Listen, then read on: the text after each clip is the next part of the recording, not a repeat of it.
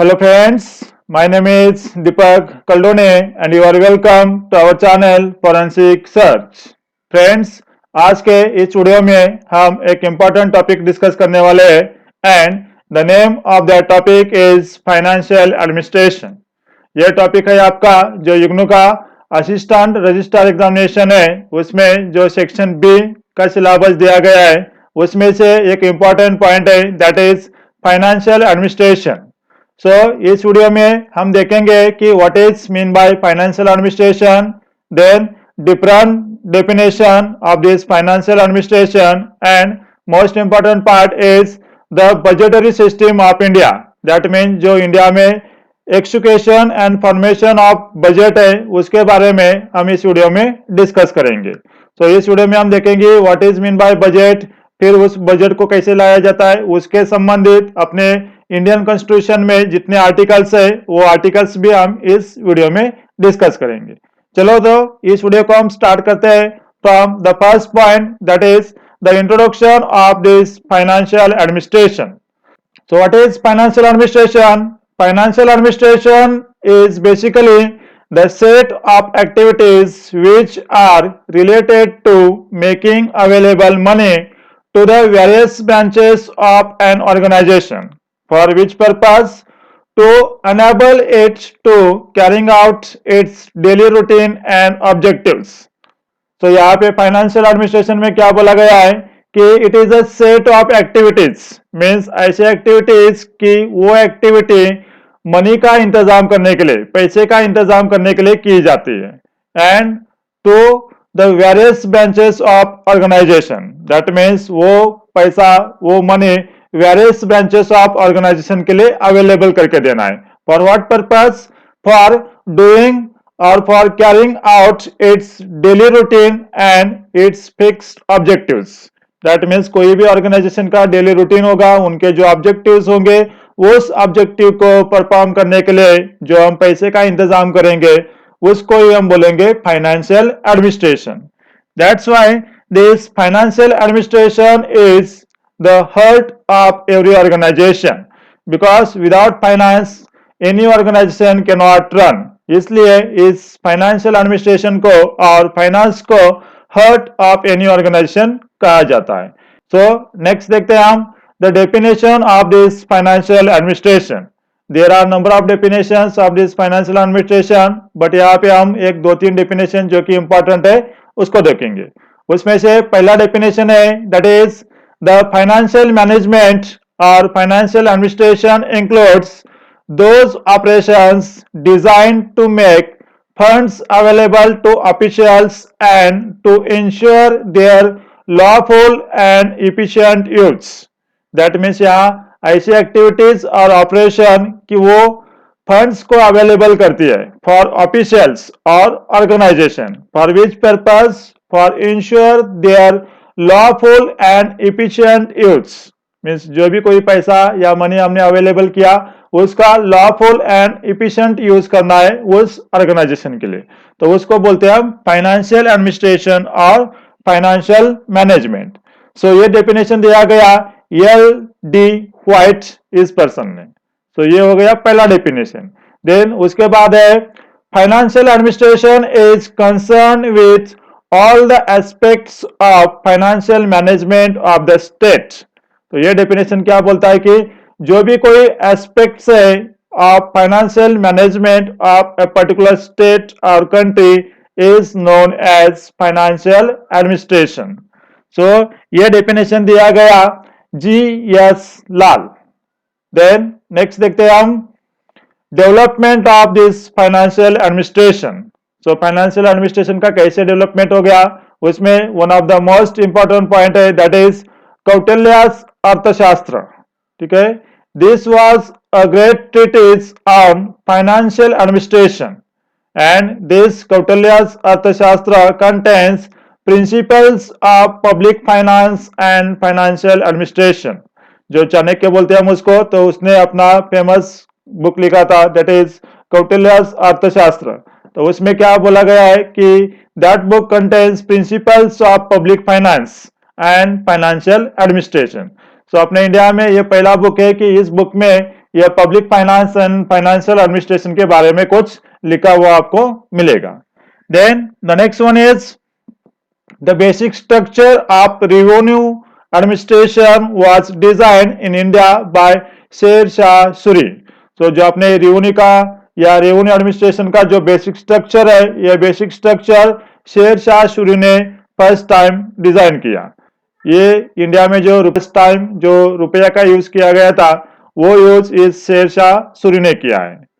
Then the next one is that is the father of Indian planning.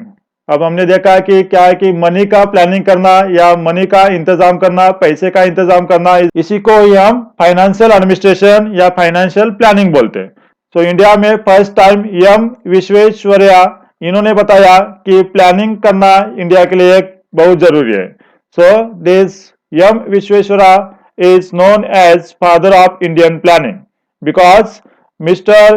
M. Vishweshwarya in his book that is Planned Economy of India advocated the need of economic planning in India।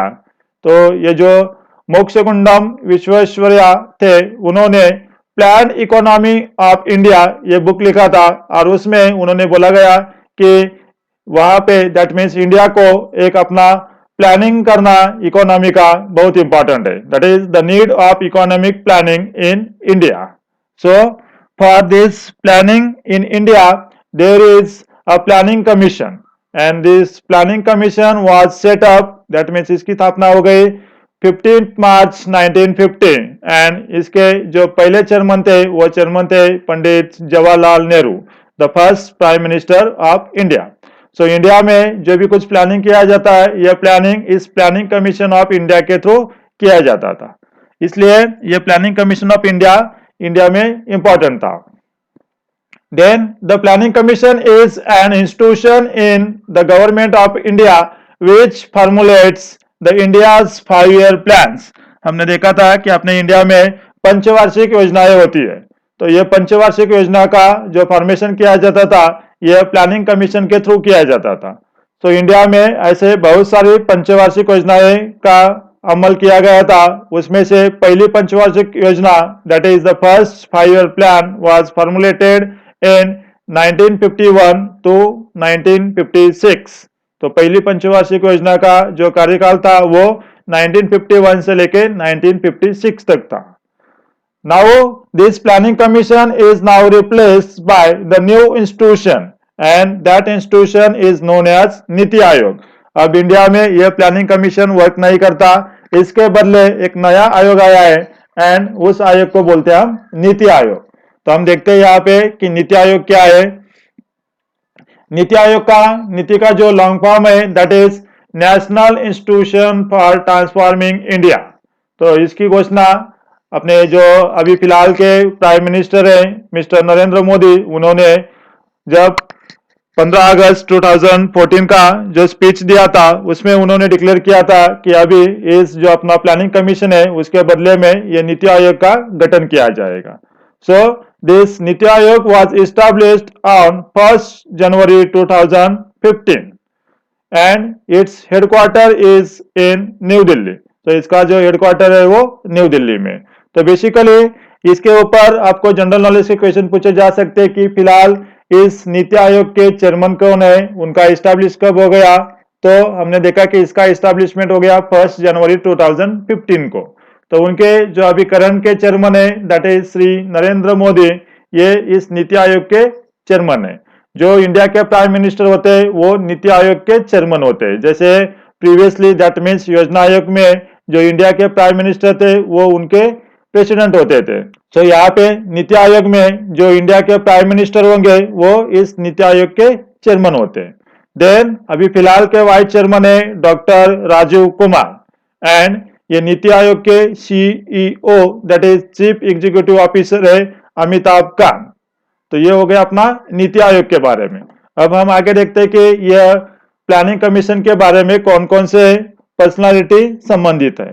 तो उसमें से पहला and most important है that is Dadabhai Naoroji, because this Dadabhai Naoroji is known as the father of Indian politics and Indian economics. इनको economics के पितामह बोला जाता है, दादाभाई नौरोजी को, because the Dadabhai Naoroji in his book that is Poverty and Un-British Rule in India described the economic theory. Dadabhai Naoroji ने एक book लिखा था एंड उस बुक का नाम था Poverty and Un-British Rule in India. तो उन्होंने इस बुक में इकोनॉमिक थ्योरी का डिस्क्रिप्शन दिया है. That means the economic exploitation of India by the British government, and this theory is popularly called as economic drain theory. That means Dadabhai Naoroji ने poverty and un British rule in India इस book में बताया कि England वाले लोग कैसे अपने India में से अपना वेल्थ को इंग्लैंड में, अपने पैसे को इंग्लैंड में लेके जा रहे. That's why this theory is known as economic drain theory. जैसे अभी फिलहाल अपने इंडिया के talented person out of country जाके वहां पे सर्विस करते हैं तो उसको हम ब्रेन ड्रेन बोलते हैं. लाइकवाइज ब्रिटिश शासन के कार्यकाल में ब्रिटिश लोग इंडिया में जितना भी पैसा था उसको अनइथिकली, दैट इज अनलॉफुली, उसको उनके ब्रिटेन में लेके जाते थे. इसलिए इस थ्योरी को बोला गया है economic drain theory. Then the next one is Dadabhai Naoroji was the first to calculate the national income of India. तो दादाभाई नौरोजी ने फर्स्ट टाइम एक अटेम्प्ट किया for the calculation of national income.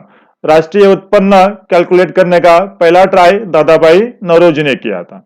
So according to this Dadabhai Naoroji, the per capita income in India in 1868 was ₹10 per person. That means 1868 में India का जो per capita income था वो ₹20 था. Then the first scientific attempt to calculate national income was done by doctor V.K.R.V. Rao. Doctor V.K.R.V. Rao, उन्होंने 1931 to 32 में first scientific attempt किया था नेशनल इनकम को कैलकुलेट करने के लिए. Then, for calculating national income, currently there is one organization known as CSO, that is Central Statistical Organization, and this organization uses a combination of product method and income method. That means national income को measure करने के लिए 2-3 methods होती है, उसमें से एक product method and income method को ये CSO यूज करती है for the calculation of this national income of country. तो ये हो गया अपना some basic facts regarding the national income and the economy of our India. देन देखते हैं हम कि इंट्रोडक्शन टू बजट. अब इस सिलेबस में आपका दिया है formation and execution of budget. तो बजट के बारे में हम अब आगे देखते हैं कि क्या है budget means. The budget is the English word which is derived from a French word that is bougette, and the bougette means a purse, और उसको बोल सकते हैं हम सिंपल लैंग्वेज में बैग. जो बैग में डॉक्यूमेंट लेके जाते थे इसलिए उसको बोगोटी, दैट मीन्स पर्स, ऐसा फ्रेंच लैंग्वेज में बोला जाता था. That is the French word is bougette. तो उससे फॉर्मेशन हो गया English word that is budget. But in our India there is a constitution of India, and this Indian constitution does not describe any word that is the budget. That means in जो India का constitution है उसमें instead of this budget word there is a common word that is annual financial statement. Indian constitution में कहीं पे भी ये budget word का इस्तेमाल नहीं किया गया, उसको बोला जाता है annual financial statement. That means जो वार्षिक आय का विवरण पत्र होता है उसको बोलते हैं हम एनुअल फाइनेंशियल स्टेटमेंट, जो कि आर्टिकल 112 में बताया गया है. So, in India, budget division works under the Department of Economic Affairs, Government of India. जो भी बजट फॉर्मुलेशन किया जाता है तो वो वर्क करता है under the department of economic affairs. Then आगे जाके हम देखते हैं कि budgetary provisions during the British rule. जब इंडिया के ऊपर ब्रिटिश शासन था तब यह बजटरी प्रोविजन क्या था. सो the first budget in India was formally introduced in 7 अप्रैल 1860. पहला बजट जो इंडिया में इंट्रोड्यूस किया गया था वो 7 अप्रैल 1860 को इंट्रोड्यूस किया था बाय सर जेम्स विल्सन. जो जेम्स विल्सन थे ये थे the then finance member of the Governor General in Council. ये गवर्नर जनरल इन काउंसिल के एक फाइनेंस मेंबर थे। उन्होंने पहली बार इंडिया में बजट को इंट्रोड्यूस किया 7 अप्रैल 1860 में। Then the budget made the viceroy or the governor general in council accountable to the secretary of the state in council in London. As a member of the British cabinet, he looked after the Indian affairs. So ये जो viceroy और governor general in council थे वो as a member of British cabinet वो India में जितना भी आर्थिक व्यवहार था, इकोनॉमिक अफेयर्स था, उनको ये मॉनिटर करते थे, उनको वो देखते थे। Then the next one is during the period 1858 to 1935, the Secretary of State in Council was the chief regulator of the financial system. हमने देखा था हिस्ट्री में कि 1857 का जो रिवॉल्ट हो गया था उसके बाद ये पावर का ट्रांसफॉर्मेशन हो गया, तो ये जो क्वीन थी उनके अंदर ये सारा ब्रिटिश पावर आ गया था। इसलिए उसके बाद में that is after 1858 to 1935 the secretary of state of council ये इंडिया का chief regulator of financial system ऐसा वर्क करते थे। देन उसके बाद the controller general had combined responsibility for Indian audit and account, जो कि फिलहाल इंडिया में सीएजी का प्रोविजन है। लाइकवाइज ब्रिटिश रूल में ये कंट्रोलर जनरल थे, वो इंडियन ऑडिट एंड अकाउंट दोनों भी काम कंट्रोलर जनरल के थ्रू ही किया जाता था। Then from 1921 onwards, the Central Legislative Assembly was first time given the right to discuss and pass the annual budget of the Government of India. तो पहली बार ये गवर्नमेंट ऑफ इंडिया को right दिया गया for the discussion and the approval of this annual budget after 1921 onwards. But the Governor General was empowered to certify the financial proposals if they rejected in any legislature. Means की जो संसद होता है, संसद में suppose कोई ऐसा money bill या एनुअल बजट को अगर रिजेक्ट किया गया तो उसको सर्टिफाई करने का पावर गवर्नर जनरल का था। दो यहाँ पे हमने देखा कि इंडियंस को राइट दिया गया डिस्कस करने के लिए ये एनुअल बजट, बट अगर ये बजट अगर रिजेक्ट हो गया तो उसको सर्टिफाई करने का पावर गवर्नर जनरल के पास था। तो ये हो गया अपना ड्यूरिंग ब्रिटिश रूल। अब हम देखते हैं कि ड्यूरिंग इंडिपेंडेंट इंडिया क्या क्या उसमें डेवलपमेंट हो गया। So the first union budget of independent India was presented by R K. Shanmugham Shetty on 26 November 1947। जो अपने स्वतंत्र इंडिया का पहला बजट फॉर्म किया, वो बजट फॉर्म किया था आर.के. शनमुगम शेट्टी, इन्होंने 26 नवंबर 1947 को। देन नेक्स्ट देखते हैं हम the budgetary process in India follow the procedure laid down in article 112 to article 117 of Indian constitution. जो हमारी भारतीय राज्य घटना है उस राज्य घटना में आर्टिकल 112 से लेके 117 तक कुछ प्रोविजन दिए, उस प्रोविजंस के अकॉर्डिंग यह बजट सिस्टम का प्रावधान रखा गया है। अकॉर्डिंग टू द आर्टिकल 112 से लेके 117 तक any proposal for expenditure and demand for a grant can be made only on the recommendation of the president. That mean जो ये फाइनेंस बिल होता है, बजट होता है, उसका रिकमेंडेशन प्रेसिडेंट के थ्रू किया जाता है। दैट मीन्स उनके सम्मति से ही ये बिल को संसद में पेश किया जाता है और बाद में उनके सिग्नेचर के बाद ही इस बिल को लागू किया जाता है। देन देखते हैं हम कि टाइप्स ऑफ बजट कौन कौन से हैं इंडिया में। तो बेसिकली बजट के 3 टाइप्स होते हैं। तो types of budget is 3 types out of is first one is balance budget, then दूसरा टाइप है उसको बोलते हैं हम सरप्लस बजट, एंड जो तीसरा टाइप है उसको बोला जाता है डिफिसिट बजट। अब हम देखते हैं कि यह बैलेंस बजट क्या होता है, सरप्लस बजट क्या होता है एंड डिफिसिट बजट क्या होता है। तो पहले देखते हैं हम कि बैलेंस बजट किसको बोला जाता है। अगर गवर्नमेंट एक्सपेंडिचर गवर्नमेंट रिसिप्ट के इक्वल होगा तो उसको बोलते हैं हम बैलेंस बजट। दैट मीन्स जो गवर्नमेंट का खर्चा होगा वो खर्चा जितना गवर्नमेंट का आय उसके इक्वल होगा तो उसको बोलते हैं हम बैलेंस बजट। एंड दूसरा बजट है दैट इज सरप्लस बजट, तो उसको अगर सपोज गवर्नमेंट का एक्सपेंडिचर, गवर्नमेंट का जितना आय है उससे कम होगा तो उसको बोलते हैं कि हम surplus budget, that means government का पैसा बचा, सरप्लस हो गया वो पैसा, इसलिए उसको बोला जाता है सरप्लस बजट। एंड इसका अपोजिट होगा आपका डिफिसिट बजट में, दैट मीन्स अगर गवर्नमेंट का एक्सपेंडिचर गवर्नमेंट के आय से ज्यादा होगा तो उसको बोला जाता है डिफिशिएट बजट, दैट मीन्स यहाँ पे पैसे का कमतरता आ गया, कम हो गया पैसा, इसलिए उसको बोला जाता है deficit budget. That means simple word में यहाँ पे गवर्नमेंट का खर्चा उनके आय से ज्यादा है, इसलिए उसको बोला जाता है डिफिशिएट बजट। सो ये मेन 3 टाइप्स होते हैं बजट के। उसके अलावा और भी 3 टाइप्स होते हैं important, that is first one is traditional budget, then second one is zero based budget and third one is outcome budget. So अब हम देखते हैं कि ये ट्रेडिशनल बजट क्या है, जीरो बेस्ड बजट क्या है एंड आउटकम बजट क्या है। तो पहला पॉइंट है that is traditional budget means क्या कि ये बजट आपका एक्सपेंडिचर के ऊपर बेस्ड होता है, इसलिए उसको बोला जाता है ट्रेडिशनल बजट। देन अब नया टर्मिनोलॉजी आया है that is zero based budget और उसको बोला जाता है जीरो बजट।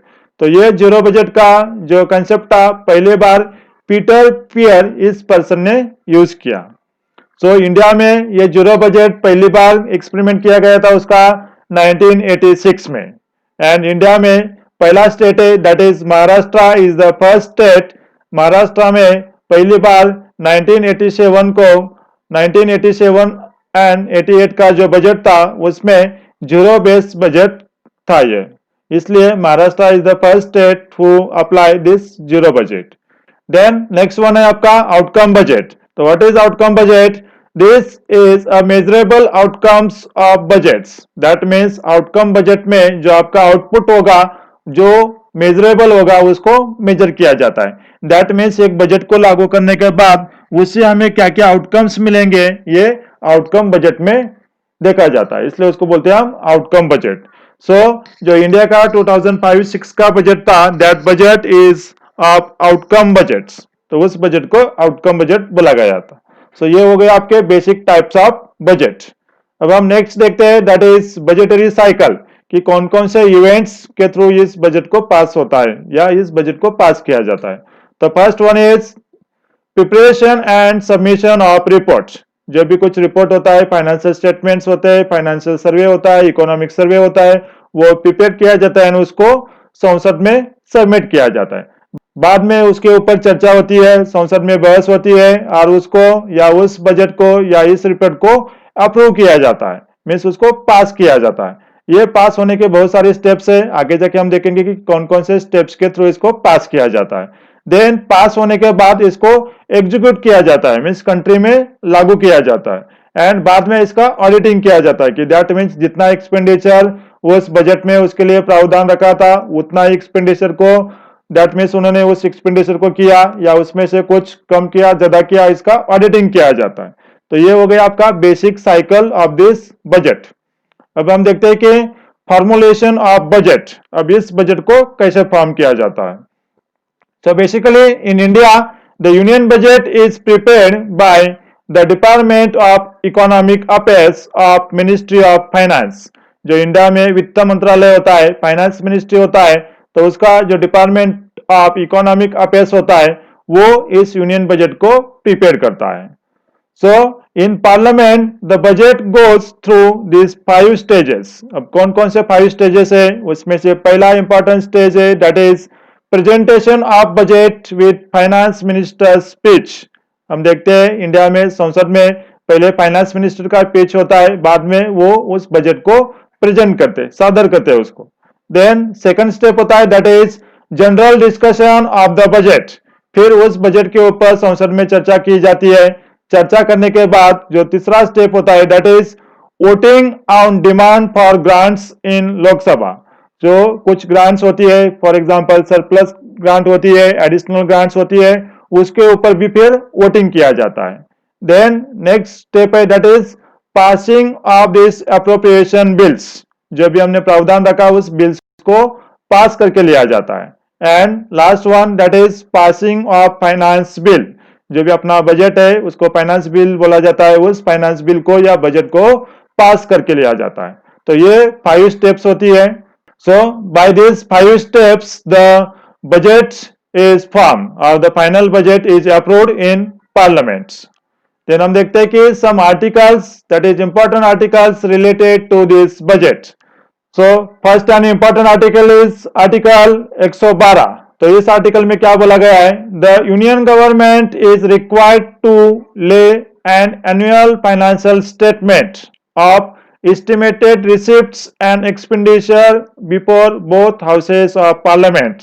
दैट मीन जो अपना केंद्र सरकार होगा, यूनियन गवर्नमेंट होगा, तो वो क्या करेंगे, एनुअल फाइनेंशियल स्टेटमेंट को संसद के सामने पेश करेंगे और उस स्टेटमेंट में क्या होगा, गवर्नमेंट को कितना पैसा मिलेगा, that means estimated receipts and government कितना खर्चा करेगा, इसका जो लेखा जोखा होगा उसको ही बोलते हैं हम एनुअल फाइनेंशियल स्टेटमेंट। तो ये स्टेटमेंट को जो यूनियन फाइनेंस मिनिस्टर होते हैं उनके थ्रू पार्लियामेंट में पेश किया जाता है। बेसिकली इसको पहले लोकसभा में सदर किया जाता है, बाद में उसके ऊपर चर्चा वगैरह होके, बहस वगैरह होके उसको राज्यसभा के पास दिया जाता है। आगे जाके हम देखते हैं कि उसको कैसे कहां तक पहुंचाया जाता है। तो आर्टिकल 112 के अकॉर्डिंग यह एनुअल फाइनेंशियल स्टेटमेंट को पार्लियामेंट में सदर किया जाएगा। देन नेक्स्ट आर्टिकल है दैट इज आर्टिकल 113। उसके अकॉर्डिंग डिमांड्स फॉर ग्रांट्स वो पेश किया जाता है। दैट मीन जो ग्रांट चाहिए, दैट मीन्स अगर सरप्लस ग्रांट्स होगी, एडिशनल ग्रांट्स होगी, तो उसको इस आर्टिकल 113 के थ्रू पेश किया जाता है। देन नेक्स्ट आर्टिकल है आर्टिकल 114। तो इसमें क्या बोला गया है, the government can withdraw money from the consolidated fund of India only after the approval from parliament and so it has to get the appropriation bills approved by parliaments। तो जब तक ये फाइनेंस बिल या money bill या budget pass नहीं होता तब तक गवर्नमेंट उसका खर्चा जो भारत की कंसोलिडेटेड फंड होता है उससे, संचित निधि बोलते हैं हम उसको, उससे वो खर्चा चला सकता है। बट वो खर्चा चलाने के लिए उसको पार्लियामेंट की सम्मति लेनी पड़ती है, इसलिए वो आर्टिकल 114 के अंदर अप्रोप्रिएशन बिल को सदर करता है। फिर उस बिल को पास होने के बाद वो इस संचित निधि से पैसे खर्चा करने के लिए यूज कर सकता है। देन नेक्स्ट आर्टिकल है that is article 115। That is 115वां आर्टिकल क्या बोलता है, supplementary demand for grants and additional demand for grants. अभी हमने देखा कि वो डिमांड्स फॉर ग्रांट्स ले सकता है। तो कौन कौन से डिमांड्स फॉर ग्रांट्स होती है, that is supplementary demand and additional demand. That means budget में जो प्रावधान किया है उससे ज्यादा अगर प्रावधान चाहिए तो उसको सप्लीमेंट्री डिमांड बोला जाता है, और इससे भी अगर खर्चा नहीं हुआ तो ज्यादा अगर डिमांड लिया तो उसको बोला जाता है एडिशनल डिमांड। तो ये दोनों डिमांड आर्टिकल 115 के थ्रू ली जा सकती है। देन नेक्स्ट आर्टिकल है दैट इज आर्टिकल 116। उसमें बोला गया है special provisions called vote on account is created by which vote of parliament is obtained by the government for a sum sufficient generally for 2 months to incur expenditure। That means 2 महीने तक जितना खर्चा चलाना होगा उसके लिए वोट ऑन अकाउंट यह प्रावधान रखा गया है आर्टिकल 116 के अंदर। एंड देन लास्ट आर्टिकल है that is article 117 that is 117वां। तो उसमें passing of the finance bill, तो इस आर्टिकल के थ्रू फाइनेंस बिल को, दैट इज बजट को पास करके लिया जाता है। So basically the parliament has to pass a financial bill within 75 days of its introduction. That means जब इस बजट को यूनियन फाइनेंस मिनिस्टर लोकसभा में सदर करते हैं उसके बाद उसको 75 डेज के भीतर उसको पास करके लेना पड़ता है। सो ये प्रावधान है या passing of the finance bill का प्रावधान दिया गया है article 117 of Indian Constitution। Then the next important point है that is this bill are forwarded to the Rajya Sabha for comment। अभी हमने देखा कि इस बिल को पहले लोकसभा में सदर किया जाता है, वहां पर चर्चा होने के बाद वो लोकसभा में पास हो गया तो उसके बाद उसको राज्यसभा के पास दिया जाता है for the comment. But it is not a mandatory और obligated to Lok Sabha to accept this comments and this Rajya Sabha cannot delay passage of this bills. That means Rajya Sabha में इस बिल के ऊपर चर्चा होने के बाद अगर राज्यसभा ने कुछ कमेंट दिए या कुछ सुझाव दिए या कुछ सजेशन दिए तो उस सजेशन को, उस कमेंट को लोकसभा के ऊपर ऑब्लिगेटरी नहीं है, मीन्स कि लोकसभा कंपलसरी नहीं है उसके ऊपर कि उस कमेंट को वो लागू कर सकती है, एक्सेप्ट कर सकती है। अगर उसमें से कुछ प्रावधान अगर अच्छे लगे लोकसभा को तो वो लागू कर सकती है, लेकिन ये कंपलसरी नहीं है उनके पास। मीन कि लोकसभा के ऊपर ये कंपलसरी नहीं है कि जो राज्यसभा सुझाव देगी उसको एक्सेप्ट करना। और राज्यसभा इस बिल को ज्यादा टाइम तक अपने पास होल्ड करके नहीं रख सकती। और सपोज राज्यसभा ने उसको रिजेक्ट किया तो उसको लोकसभा ने पास किया, ऐसा बोल के इस बिल को पास किया जाता है। So the final finance bill is passed after the signature of the president. जब लोकसभा उसको पास करती है उसके बाद सिग्नेचर, फाइनल सिग्नेचर होता है वो प्रेसिडेंट का सिग्नेचर होता है, और ऐसा बोला जाता है कि वो बिल अब फाइनली पास हो गया। So these are some provisions of this budget in our Indian Constitution. अब हम देखते हैं कि ये जो बजट होता है ये एक पर्टिकुलर फाइनेंशियल ईयर तक ही सीमित होता है। तो हम देखते हैं कि अभी कौन कौन से फाइनेंशियल ईयर्स होते हैं। तो इंडिया में इन 1860 को जब ये पहला बजट पेश किया गया था, उस टाइम पे जो फाइनेंशियल ईयर था वो फाइनेंशियल ईयर था 1 मई से लेके 30 अप्रैल तक। बट बाद में इसको अमेंडमेंट किया गया, और जब 1866 में जब बिल सदर किया गया उस टाइम पे इस फाइनेंशियल ईयर को चेंज करके 1 अप्रैल से लेके 31 मार्च तक रखा गया। बिकॉज अभी इंग्लैंड में जो फाइनेंशियल ईयर होता है वो 1 अप्रैल से लेके 31 मार्च तक होता है, इसलिए उस टाइम पे ब्रिटिश रूल था तो उन्होंने भी इंडिया में फाइनेंशियल ईयर 1 अप्रैल से लेके 31 मार्च तक रखा गया। अब इंडिया में इसको चेंज करने के लिए बहुत सारे कमिटी का गठन किया गया है, और उन्होंने अपने अपने राय दी है कि दैट मीन्स 1 जुलाई को हम ये फाइनेंशियल ईयर को स्टार्ट कर सकते हैं, या 1 अक्टूबर को कर सकते हैं, या 1 नवंबर को कर सकते हैं, या फिर 1 जनवरी को इस फाइनेंशियल ईयर को स्टार्ट कर सकते हैं। दैट मीन्स 1 जनवरी से लेके 31 दिसंबर तक न्यू फाइनेंशियल ईयर हो सकता है। So this is about the financial year in India. तो फ्रेंड्स यहाँ पे हम इस वीडियो को स्टॉप करते हैं। नेक्स्ट वीडियो में हम देखेंगे इसके ऊपर जो इंपॉर्टेंट आपके ऑब्जेक्टिव क्वेश्चंस आएंगे उसको हम डिस्कस करेंगे। तो thanks for watching our channel forensic search. Thank you.